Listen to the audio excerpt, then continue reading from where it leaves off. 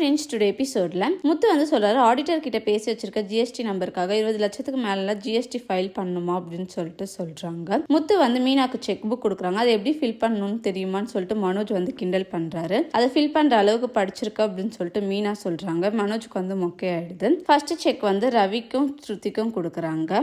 ரோகிணி வந்து ஃபைலை பார்த்துட்டு இருக்காங்க. ஜிஎஸ்டி கெட்டலன்னு சொல்லிட்டு லெட்டர் வந்திருக்கோம். அதை பார்த்துட்டு மனோஜை கேட்குறாங்க. இருந்த பிரச்சனையில இதை மறந்துட்டேன், அதெல்லாம் ஒன்றும் ஆகாது அப்படின்னு சொல்றாங்க. அந்த பிளேஸ்க்கு ஜிஎஸ்டி ஆஃபீஸர் வாங்க, உங்க கடையை நாங்கள் மூடுறோம், நீங்க ஜிஎஸ்டி கெட்டல அப்படின்னு சொல்றாங்க. ரோகிணி வந்து டைம் கேட்குறாங்க. முத்து வந்து அண்ணாமலை விடுறதுக்காக ஸ்கூலுக்கு வந்திருப்பாரு. அப்ப கிறிஷியும் லட்சுமியும் பாக்குறாங்க. நாங்க பேசினது ஏதோ உங்களுக்கு தப்பாயிடுச்சாமா, எதுக்கு சரியா பேச மாட்டேங்கிறீங்கன்னு சொல்லி ஃபீல் பண்றாரு. அப்படிலாம் எதுவும் இல்லப்பா அப்படின்னு சொல்றாங்க. ரோகிணி வந்து அந்த டைம்ல கால் பண்றாங்க. முத்து வேற இருக்கானு எப்படி பேசுறதுன்னு சொல்லிட்டு யோசிக்கிறாங்க. முத்து வந்து நான் கிறிஷுக்கு சாக்லேட் வாங்கிட்டு வரேன் அப்படின்னு சொல்லிட்டு கிறிஷை கூப்பிட்டு அங்க வந்து போறாரு. ரோகிணி வந்து என் நகையெல்லாம் எடுத்துட்டு நான் சொல்ற பிளேஸ்க்கு வாங்க அப்படின்னு சொல்றாங்க. லட்சுமி வந்து முத்துவை பார்த்தது, கிறிஷை கூப்பிட்டு போன எல்லா விஷயத்தையும் சொல்றாங்க. இந்த பிரச்சனை பார்த்தாதுன்னு இது வேற அப்படின்னு சொல்லிட்டு ரோகிணி ஃபீல் பண்றாங்க. முருகன் வந்து வித்யாவுக்கு சாப்பாடு எடுத்துட்டு வந்திருப்பாங்க. வித்யா வந்து நீங்க எதுக்கு என்ன அடிக்கடிக்க பார்க்க வரீங்க அப்படின்னு சொல்லி கேட்கறாங்க. எனக்கு உங்களை ரொம்ப பிடிச்சிருக்குங்க, நீங்க தான் என்னோட உயிர் அப்படின்னு சொல்றாங்க. நான் எப்படி உங்களை நம்புறது, உங்களோட போன் தாங்க அப்படின்னு சொல்லி கேட்குறாங்க.